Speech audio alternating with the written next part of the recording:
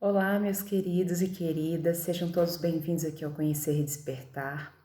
Aproveitando aí ainda a egrégora, né, a vibração do Dia das Mães, eu gostaria de compartilhar com vocês um texto que eu li ontem no Facebook, de autoria de uma querida que se chama Luciana Gaudio.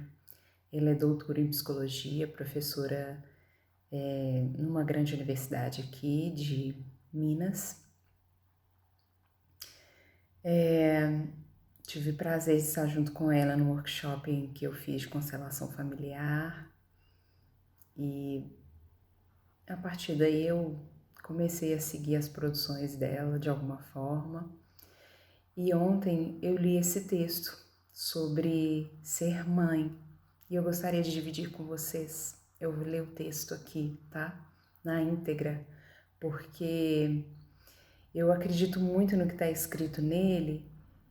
Primeiro porque eu sei o coração que escreveu, que foi o da Luciana, e eu vejo muita verdade no texto. Segundo porque eu acredito muito nele, na perspectiva de tudo que eu vi ontem de postagens, sabe, sobre o Dia das Mães, de guerreira, eu acho que foi a palavra que eu mais li, e eu só ficava pensando assim, cara, eu quero ser guerreira, eu quero que as coisas sejam mais leves. Nossa, lutadora, eu não quero lutar, quero viver. Ah, é o amor incondicional. Eu falei, cara, que amor incondicional é esse que as minhas filhas deixam um copo cair, eu fico puta.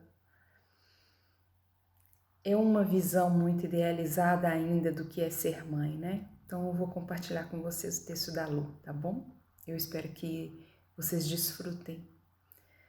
E eu vou deixá-lo na íntegra aqui embaixo nos comentários. Mãe, elo forte, carregado de significados sociais e espirituais.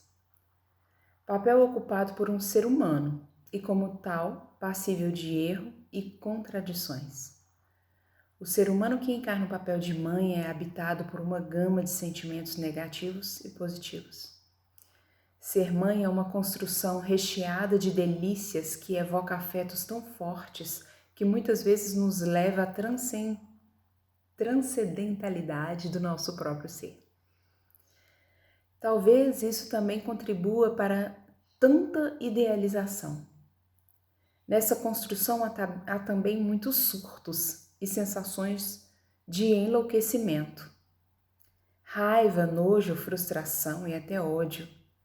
Essa matéria-prima tão farta em um ser humano, misturada ao tempero da romantização social do papel de mãe, resulta em processos de culpa terríveis. Este amálgama impacta na subjetividade, provocando muitas rachaduras. Esta idealização social do papel de mãe funciona para muitos como uma camisa de força.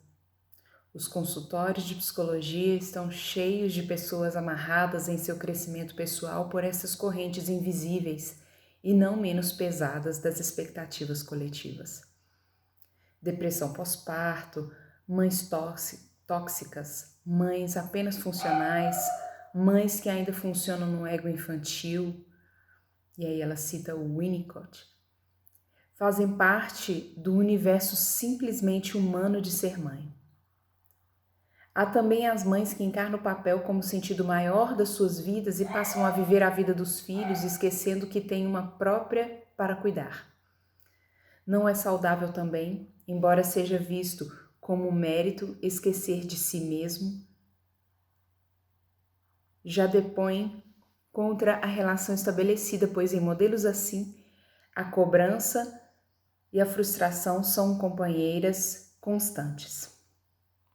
Não ter se emancipado como ser humano que é, ter se restringido a apenas um papel, o de mãe, acabando criando um compromisso implícito de que haja uma repetição, e se algum filho quiser ir além, pode ser julgado como ingrato e até virar a ovelha negra. Mas é inegável que o papel de mãe é desafiador, é formador e repleto de possibilidades. Não existe mãe ideal, existe a mãe possível. E cada ser humano faz o que dá conta naquele momento, pois se conseguisse fazer de outro jeito, faria. Vejo o papel de mãe como uma grande responsabilidade de me melhorar como ser humano, por mim e pelos meus filhos, já que o exemplo ensina muito mais que as palavras.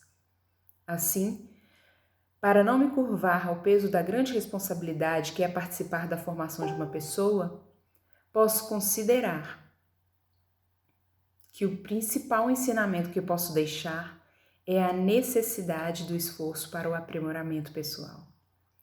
E posso fazer isto com o meu exemplo, sem nenhuma pretensão de ser perfeita, de só acertar ou de conseguir chegar num nível ideal que não existe.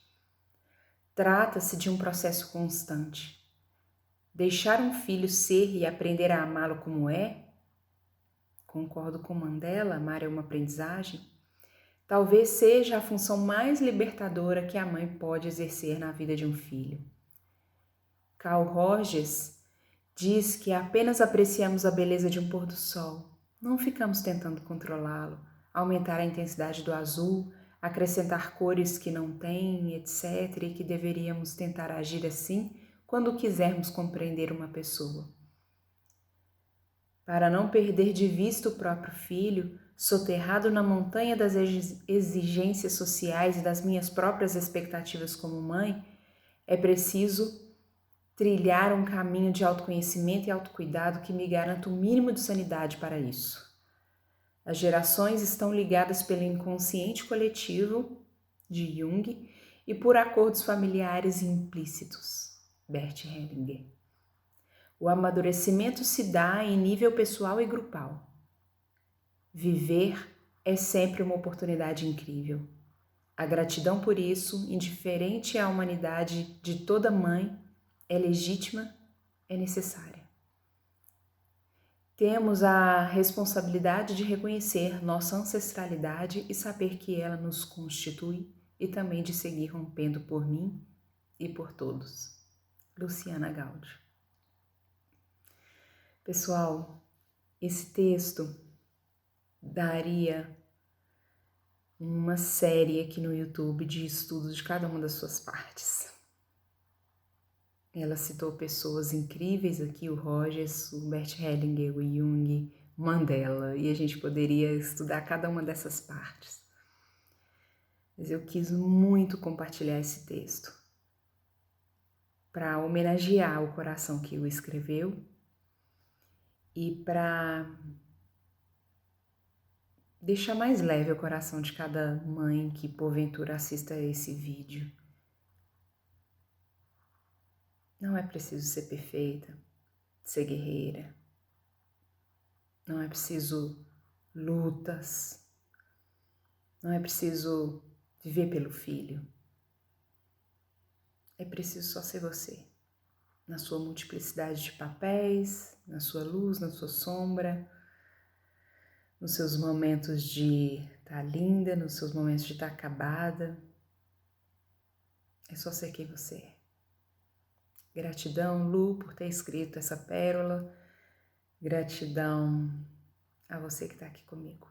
Um beijo.